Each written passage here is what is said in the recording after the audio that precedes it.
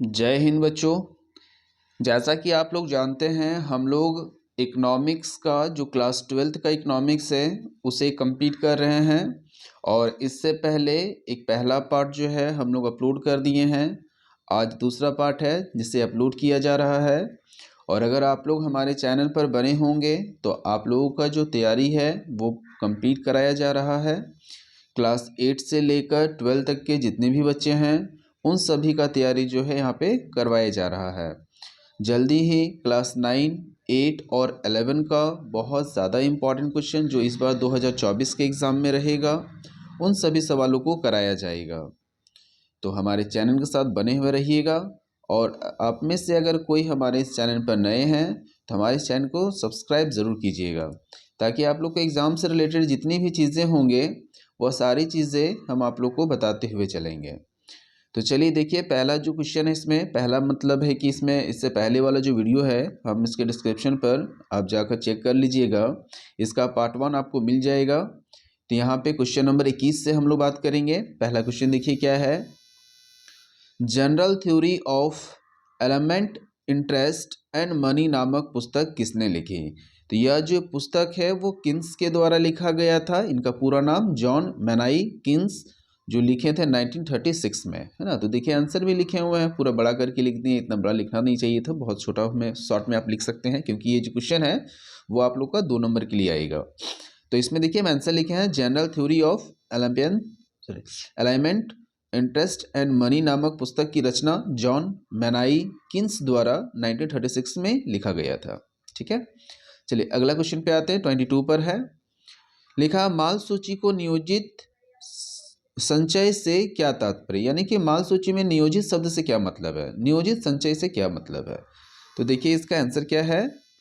यदि उत्पादक यह आशा करता है कि आने वाला समय में उनकी वस्तु की बिक्री में वृद्धि होगी और ऐसा सोचकर वे वस्तुओं का संचय कर लेते हैं, तो इस प्रकार किए गए संचय को माल सूची का नियोजन संचय कहलाता है।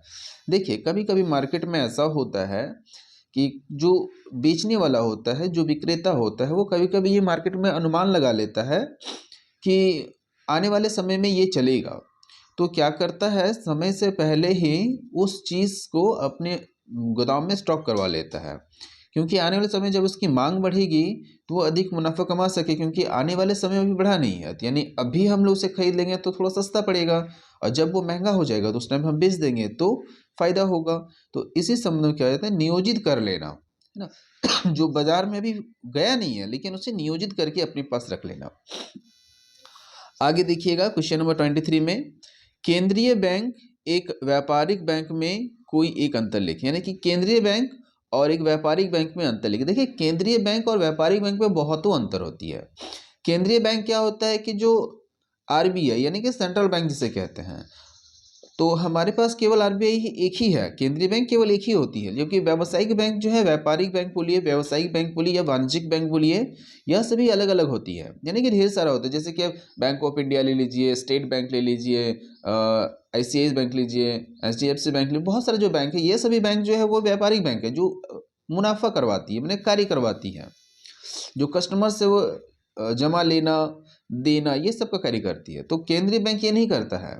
केंद्रीय बैंक केवल बैंकों पर निगरानी करती है, और वो बैंकों से यानी कि व्यावसायिक बैंकों से एक निश्चित राशि को अपने पास रखती है, विपदा के समय जब बैंक डूबने वाला हो तो वो उसे सहायता दे सके, है ना। तो देखिए आंसर क्या है। वैसा बैंक जो किसी अर्थव्यवस्था की मौद्रिक नीति तैयार करता है उसे केंद्रीय बैंक कहते हैं। यानी कि जो मुद्रा यानी कि मुद्रा के निर्माण को सहायता देती है, यानी कि जो उसकी नीति तैयार करते हैं उसे केंद्रीय बैंक कहते हैं। हमारे देश का जो केंद्रीय बैंक है वो आरबीआई है। देखिए लिखा भी है, हमारे देश का केंद्रीय बैंक क्या है, आरबीआई है, जिसका गठन 1 अप्रैल 1935 में हुआ था।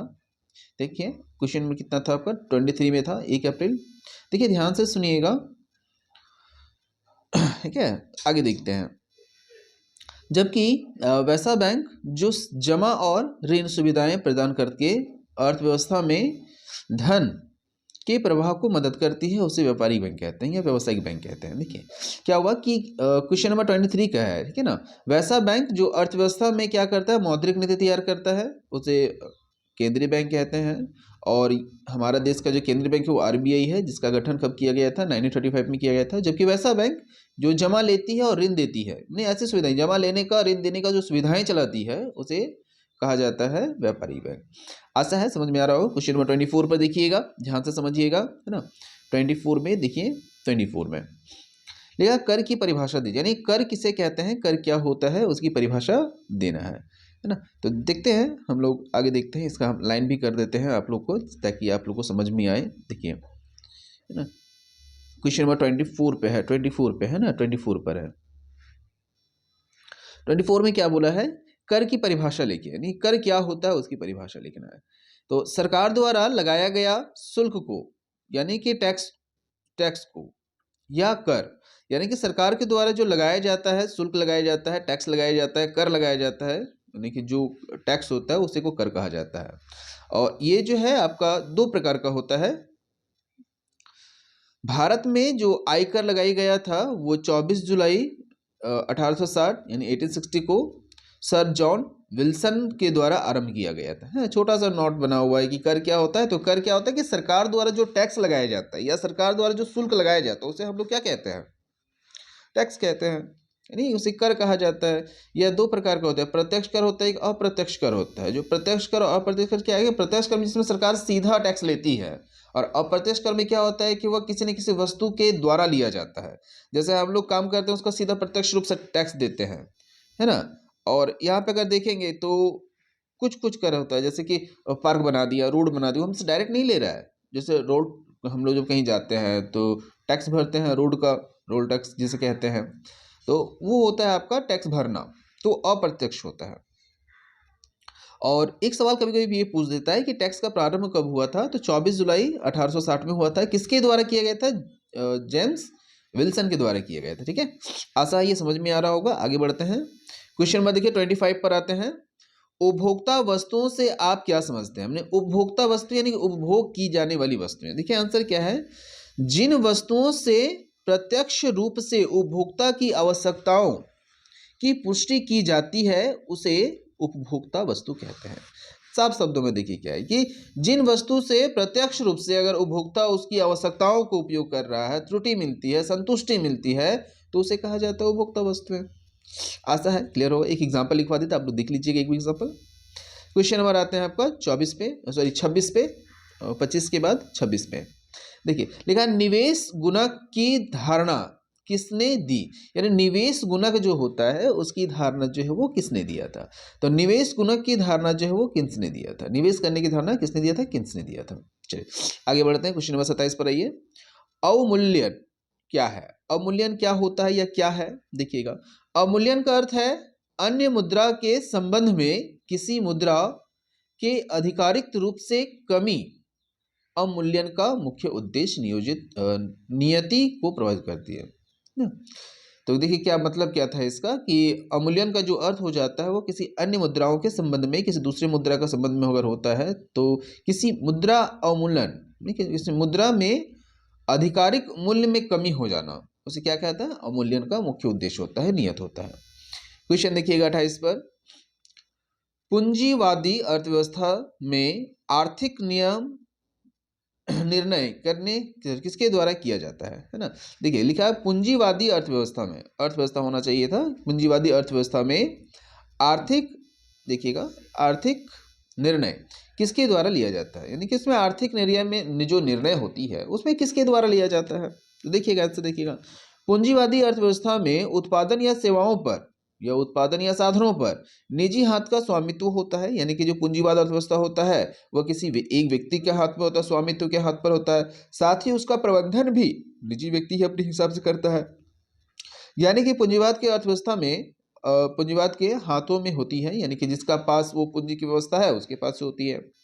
ऐसी अर्थव्यवस्था में उत्पादक निर्णय लेने में स्वतंत्र होते हैं एवं उसके लाभ पर भी उनका पूरी तरह से अधिकार होता है ना, किसी एक व्यक्ति का। आगे देखिएगा, विनियोग को परिभाषित करें। तो विनियोग क्या होता है? विनियोग का अर्थ होता है, देखिएगा विनियोग का अर्थ उस धन को संदर्भित करता है, यानी कि विनियोग उस धन को कहा जाता है जिसे भविष्य के उपयोग में कुछ उद्देश्यों के लिए अलग रखा जाता है। यानी कि अगर कोई भी व्यक्ति कुछ पैसा भविष्य के लिए बचा कर रखता है तो उसे विनियोग कहा जाता है। तो ये किसी एक व्यक्ति के लिए नहीं बल्कि एक राष्ट्र के लिए, ठीक है ना। आगे देखिएगा क्वेश्चन नंबर 30 पे, सकल घरेलू उत्पाद जिसे हम लोग जीडीपी कहते हैं और सकल राष्ट्र उत्पाद जिसे जीएनपी कहते हैं, में क्या अंतर है? जब देखिएगा जीडीपी यानी सकल घरेलू उत्पाद सभी घरेलू उत्पादों को मापन करता है, चाहे इसकी उत्पादन इकाइयों की राष्ट्रीयता कोई भी रही हो। इसके विपरीत यानी कि इसके विपरीत क्या होता है कि जीएनपी मतलब सकल राष्ट्रीय उद्यान एक क्षेत्र की राष्ट्रीयता के द्वारा उत्पन्न आउटपुट यानी कि आउटपुट जो दिया जाता है कि मान पर मापक होती है। अब देखिए ध्यान दीजिए, जीएनपी जो होता है वो इस बात का ध्यान रखती है कि उत्पादन का मालिक कौन है। तो ध्यान देखने वाली बात है कि जीडीपी क्या होता है, पूरे देश के बारे में गणना करती है, जबकि जीडीपी क्या होता है कि चाहे देश पे रहने वाला व्यक्ति हो या किसी एक पर्टिकुलर व्यक्ति हो या पूरा देश का अर्थव्यवस्था को उसका गणना करता है, जबकि जीएनपी क्या होता है राष्ट्र के बारे में ध्यान देती है। क्वेश्चन नंबर आते हैं 31 पर, देखिएगा ध्यान से, साख सृजन किसके द्वारा होता है? देखिए साख का सृजन अगर औपचारिक तो आप लोग नॉर्मली आप लोग जानते होंगे, साख का सृजन या क्वेश्चन नंबर देखिए 31 पर है, ध्यान दीजिएगा क्वेश्चन नंबर 31 पर है। तो 31 में क्या क्वेश्चन है देखते हैं, चलिए इसको हटाते हैं, देखिएगा क्वेश्चन नंबर 31 पर है, साख सृजन किसके द्वारा? देखिए साख का जो सृजन है वो बैंकों के द्वारा होता है, लेकिन मेरे पास दो बैंक है, मेरे पास का मतलब हमारे पास दो तरह के बैंक होते हैं, दो तरह के बैंक होते हैं, दो बैंक नहीं दो तरह के बैंक होते हैं। पहला तो केंद्रीय बैंक है, दूसरा होता है वाणिज्यिक बैंक जिसे व्यापारिक बैंक कहते हैं। तो साख निर्माण जो होती है वो व्यावसायिक बैंकों द्वारा किया जाता है। तो देखिएगा ध्यान से, अच्छा व्यावसायिक बैंकों में क्यों होती है ऐसा? इसलिए क्योंकि व्यावसायिक बैंकों में लोन दिया जाता है, माने ऋण दिया जाता है और वहां पे पैसा जमा लिया जाता है, जिसके एवज में उसे टैक्स दिया जाता है, यानी कि टैक्स लेते भी हैं और देते भी हैं। जो ब्याज दर होता है वो ब्याज दिया भी जाता है लिया भी जाता है, इसलिए वो साख सृजन का कार्य करती है। साख का मतलब ही क्या होता है? जोड़ना, संगठन बनाना, ठीक है ना। तो सुनिएगा, एक ऐसी प्रक्रिया है यानी कि साख सृजन जो है एक ऐसी प्रक्रिया है जहां एक बैंक अपने ग्राहकों की जमा राशि का एक हिस्सा अन्य व्यक्तियों और व्यवसायियों को ऋण देने के लिए उपयोग करता है। साख सृजन के कार्य व्यावसायिक वाणिज्यिक बैंकों द्वारा की जाती है। आप इसे अपने डेफिनेशन के हिसाब से लिख सकते हैं। साख सृजन जो है एक ऐसी प्रक्रिया होती है, आप ऐसे वर्ड लिख सकते हैं कि साख सृजन एक ऐसी प्रक्रिया होती है जहां पर एक बैंक क्या करती है, ग्राहकों से जमा राशि को प्राप्त करता है और उसका कुछ हिस्सा व्यक्ति को पैसे के तौर पे देता है, जिससे वो ऋण प्राप्त करता है। चलिए ठीक है, कोई दिक्कत नहीं है, आगे बढ़ते हैं। क्वेश्चन नंबर 32 पर आते हैं। लिखा हुआ यदि सीमांत उपभोग बचत, जैसे सीमांत उपभोग बचत को प्रवृत्ति को क्या कहा जाता है? सीमांत उपभोग प्रवृत्ति को कहा जाता है एमपीसी। और साथ साथ पूछा सीमांत बचत प्रवृत्ति क्या कहता है? एमपीएस। दोनों का मान माने कि एक दिया हुआ है, एक मान दिया हुआ है एक, तो दूसरा मान कितना पूछा गया था हम लोग जानते हैं, जैसे कि हम लोग इससे पहले भी हम लोग देखे थे। आप लोग इसका फर्स्ट वीडियो में जाकर देखिएगा, इसका फर्स्ट वीडियो हम लोग जो देखे थे उसमें क्या था कि एमपीएस प्लस एमपीसी का दोनों को जोड़ने पर वैल्यू कितना आता है? 1 आता है। और यहाँ पे मेरा एमपीएस का वैल्यू पता नहीं है, एमपीसी का वैल्यू दिया हुआ है 1, तो 1 रख दिए। और यहाँ पे हम लोग सेपरेटली इसको माइनस करते हैं, जैसे कि देखिए यहाँ पे हम लोग इसका क्या किया, देखिए सेपरेटली यहाँ पे माइनस किए हैं। तो क्या किया है कि यहाँ पे देखिएगा, तो यहाँ पे MPS plus MPC equal to 1 और एमपीएस प्लस 1 इसका वैल्यू 1 दिया हुआ है। देखिए क्वेश्चन में देखिएगा, क्वेश्चन आप लोग देखिएगा तो क्वेश्चन यहाँ पे दिया हुआ है 1 दिया हुआ है ना। तो यहाँ पे 1 दिया, 1 बैठा दीजिए, माइनस हो गया, यानी एमपीएस का वैल्यू 0। ठीक है, आशा है समझ में आ रहा होगा। आगे बढ़ते हैं, देखिएगा क्वेश्चन नंबर 33 पर आते हैं। अप्रत्यक्ष कर को परिभाषित करें, यानी अप्रत्यक्ष कर क्या होती है उसे परिभाषित किया जाए। वह कर जिसे सीधे जनता से नहीं लिया जाता है। देखिएगा दो तरह के कर होता है, प्रत्यक्ष यानी जो जनता से सीधा कर लिया जाता है उसे प्रत्यक्ष कर कहते हैं, और जो जनता से सीधा नहीं लिया जाता उसे अप्रत्यक्ष कर कहते हैं। तो सेम उस तरह से है, वह कर जिसे सीधा जनता से नहीं लिया जाता है किंतु जिसका बोझ प्रकांतरण यानी कि किसी न किसी प्रकार से अप्रत्यक्ष रूप से उसी पर पड़ता है। आप यहाँ पे प्रकांतर के जगह पे आप लिख सकते हो अप्रत्यक्ष रूप से उसी पर पड़ता है, अप्रत्यक्ष कर कहलाता है। यानी कि टैक्स जो है सीधा ना लेकर अप्रत्यक्ष रूप से उसी से लिया जाता है, तो उसे कहा जाता है अप्रत्यक्ष कर। और देश में तैयार किया गया वस्तुओं पर लगने वाला उत्पादन जो शुल्क होता है आगाम या निर्यात किए जाने वाले वस्तुओं पर लगने वाला सीमा शुल्क आदि प्रतिवर्ष के उदाहरण है। यानी कि इसका जो उदाहरण है वो क्या क्या है? सीमा शुल्क है, उत्पादन पर लगने वाला शुल्क है, आयात होने वाले पर लगने वाला शुल्क है, जो इसमें सब लगता है अप्रत्यक्ष कर। जैसे कि आप लोग जानते हैं एक जगह से दूसरी जगह जब जाते हैं तो सीमा पर जो हम लोग टैक्स देते हैं वो हो गया आपका अप्रत्यक्ष कर। जब कोई वस्तु लाते हैं क्या, अंतर्राष्ट्रीय स्तर पर जब वस्तु भेजा जाता है या लाया जाता है, जब कोई वस्तु लाता है तो उस पर टैक्स लगता है बेचने के लिए, तो उसे कहा जाता है अप्रत्यक्ष कर। क्वेश्चन नंबर 34 पर देखिएगा, 34 में क्या बोला गया है? विदेशी निवेश से आप क्या समझते हैं? विदेशी निवेश आप नाम से ही समझ सकते हैं कि किसी एक देश की कंपनी का दूसरे देश में किए गए निवेश को विदेशी कर कहा जाता है ना। इसको और भी लंबा करवा दिए, देख लीजिएगा। ऐसे निवेशों से निवेशकों को दूसरे देशों की उन कंपनियों के प्रबंधन में कुछ हिस्सा हासिल हो जाता है जिसका उसका पैसा डाला जाता है। विदेशी निवेश आप नाम से समझिएगा, वैसा निवेश जो एक देश के द्वारा किसी दूसरे देश के कंपनी पर किया जाता है। चलिए, आशा है समझ में आ रहा होगा, आगे बढ़ते हैं। आधुनिक अर्थशास्त्र के जनक किन्हें माना जाता है? देखिए, ये तो सबसे आसान सवाल है जी, आप लोग तो कर ही लोगे। आधुनिक अर्थशास्त्र के जनक किसे माना जाता है?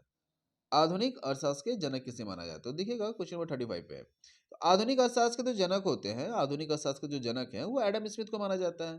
देखिएगा, देखिए आंसर है एडम स्मिथ को आधुनिक अर्थशास्त्र के जनक यानी स्थापक या पिता माना जाता है, संस्थापक पिता माना जाता है। आशा है सारी बातें समझ में आ रहा होगा, आगे देखते हैं। क्वेश्चन नंबर 36 पर आइएगा, देखिएगा। राष्ट्रीय आय मापने की तीन विधियां क्या है? तो राष्ट्रीय आय मापने की तीन विधियां कुछ इस प्रकार से होती है। पहला है आय विधि, दूसरा है व्यय विधि, तीसरा है उत्पादन विधि। ठीक है, तो ये आपका 36 कंप्लीट हुआ। 37 पर आइएगा। आय के चक्रीय प्रभाव के अंतर्गत, यानी जो आय होता है उसके चक्रीय प्रभाव के अंतर्गत, सॉरी अंतर्गत नहीं, अंतरक्षेपण या भरण, ये दोनों क्या होते हैं? दोनों सेम ही है। तो देखिएगा, आय में होने वाली वह वृद्धि जो चक्रीय प्रभाव में बाहर से किसी स्रोत से प्राप्त होती है ना। कि आय में जैसे मान लेते हैं कि हमारे पास कोई आय का स्रोत है, वो अगर चक्रीय प्रभाव घूमते हुए अगर उसका अन्य स्रोत से मेरे पास पहुंचता है तो उसे कहा जाता है अंतरक्षेपण या भरण। ठीक है, क्वेश्चन नंबर आते हैं आपका 38 पर। नगद निधि अनुपात से आप क्या समझते हैं? देखिएगा, यह किसी बैंक की कुल जमाओं का वह अनुपात है जिसे बैंक को नकदी के रूप में आरबीआई के पास रखना पड़ता है। देखिएगा, हम लोग अगर बैंक जाते हैं, मान लीजिए ऐसा क्वेश्चन नंबर 38 समझा रहे हैं, ध्यान दीजिएगा, 38 समझा रहे हैं। मान लिया जाए कि हम लोग जो है वो बैंक गए, हम गए बैंक और हम क्या किए कि कुछ पैसा लेकर गए, हम 10 लाख रुपए लेकर गए, जमा कर दिए बैंक को। और बैंक को हम जमा कर दिए और बोला गया कि हम 10 सालों के लिए अपना पैसा जमा रखे हैं, तो इसके एवज में बैंक क्या करेगा? मुझे 10 सालों में एक शुल्क देगा जिसे टैक्स कहते हैं, वो मुझे सूद देगा। ठीक है, हम निश्चित होकर चले आए। अब वो बैंक क्या करेगा, उसका कुछ हिस्सा वो आरबीआई के पास देगा और कुछ इसका हिस्सा वो जरूरतमंद लोगों को दे देगा। दूसरा बात, कभी कभी ऐसा हो जाए जैसे कि मैंने क्या किया, 10 सालों के लिए जमा किया और मुझे किसी दिन इमरजेंसी पड़ गया और हम चले गए बैंक में, मैंने कहा कि मुझे मेरा जमा किया हुआ पैसा जो है मुझे वापस दे दीजिए, तो बैंक तो देगा ही क्योंकि मेरा वो अपना अधिकार है। तो बैंक वो पैसा कहाँ से देगा? क्योंकि बैंक के पास तो है नहीं जो 10 लाख रुपया दिया जिसमें से वो बाकी लोगों को बांट दिया, जिससे टैक्स प्राप्त करने के लिए बैंक तो यही काम करती है। तो उस स्थिति में जो रकम वो आरबीआई को दिया था, तो आरबीआई कहती है कि अगर कोई व्यक्ति आपके पास पैसा जमा करता है तो उसका कुछ परसेंटेज मेरे पास जमा रखिए, किसी ने ऐसा विपदा आ जाए कि वो समय से पहले उसकी मांग करे और आपके पास नहीं है, तो उस समय मैं आपको वह रकम पूरी की पूरी राशि उसको दे दूंगा। तो इसी को कहा जाता है नगदी नीति अनुपात। ठीक है, आशा है समझ में आ रही होगी। क्वेश्चन नंबर आते हैं 39। देखिएगा, राजस्व प्राप्ति से आप क्या समझते हैं? राजस्व प्राप्ति से आप क्या समझते हैं, ध्यान दीजिएगा। सरकार द्वारा वसूले गए सभी प्रकार के कर और शुल्क, निवेशों पर प्राप्त ब्याज और लाभांश तथा विभिन्न सेवाओं के बदले प्राप्त रकम को राजस्व प्राप्ति कहा जाता है। राजस्व प्राप्ति का मतलब टैक्स ही समझ लीजिए एक प्रकार का, कि जो सरकार टैक्स वसूलती है, शुल्क लेती है निवेश पर लेती है या ब्याज लगा कर लेती है, तो उसे कहा जाता है राजस्व प्राप्ति। क्वेश्चन नंबर आते हैं 40 पर। स्वायत्त उपभोग को परिभाषित कर, यानी स्वायत्त उपभोग क्या होती है? स्वायत्त उपभोग वह उपभोग व्यय है जो उस समय होती है जब आय का स्तर शून्य होता है। यानी कि आय का किसी अर्थव्यवस्था में आय का स्तर शून्य होने पर जो उपभोग किया जाता है उसे कहा जाता है स्वायत्त उपभोग। तो कैसे लगी आपको यह वीडियो? तो आप लोग का जो टोटल है यहाँ पे हम लोग 40 क्वेश्चन कंप्लीट किए हैं। देखिए हम लोग यहाँ पे जो टोटलिटी अगर देखें तो 40 क्वेश्चन क्लियर किए हैं ये 2 सेटों में। आगे की जो वीडियो होगी वो आप लोगों को इससे बाद का करवाया जाएगा, ठीक है। तो ध्यान दीजिएगा इस बारे में। नेक्स्ट वीडियो का जो आएगा वो और भी आप लोग का इंपॉर्टेंट, ये जो अभी हम लोग करवा रहे थे 2 मार्क्स का क्वेश्चन है, हमें आशा है कि इसमें से आप लोग का आ जाएगा। आगे हम लोग इसे बड़े बड़े क्वेश्चन को देखेंगे। तो चैनल के साथ जरूर बने रहिएगा और कमेंट जरूर कीजिएगा ताकि मुझे पता चले कि आप लोग को किस सवाल में प्रॉब्लम हो रहा है। अगर लिखावट में प्रॉब्लम होगा तो बताइएगा, क्योंकि ये हाथ से लिखा जा रहा है। आप लोग का जो मोस्ट इंपॉर्टेंट क्वेश्चन है उस सभी चीज़ों को करवाया जा रहा है। आप लोग अब नेक्स्ट वीडियो किस पर चाहते हैं हमें बताइएगा। इसका तो पार्ट चलता हुआ रहेगा। अगर आप लोग को दूसरे वीडियोस पर भी, अगर दूसरे सब्जेक्ट पर भी वीडियो चाहिए तो आप लोग कमेंट जरूर कीजिएगा। कल से आप लोग को हमारे चैनल पर 2 वीडियो अपलोडेड दिखेगी, जिसमें से पहला वीडियो जो है आप लोग के लिए रहेगा जो क्लास 12 के बच्चे हैं, और एक वीडियो डालेंगे 11 के लिए। 11 का जो पॉलिटिकल साइंस का जो इंपॉर्टेंट क्वेश्चन होगा उन सभी क्वेश्चनों को। इससे पहले पॉलिटिकल का हम लोग बहुत सारे क्वेश्चन डाले भी हैं और अभी हम लोग आगे और डालेंगे भी। तो आशा है कि आपको ये पसंद आ रही होगी। फिर मिलते हैं दूसरी वीडियो में, तब तक के लिए जय हिंद, बाय।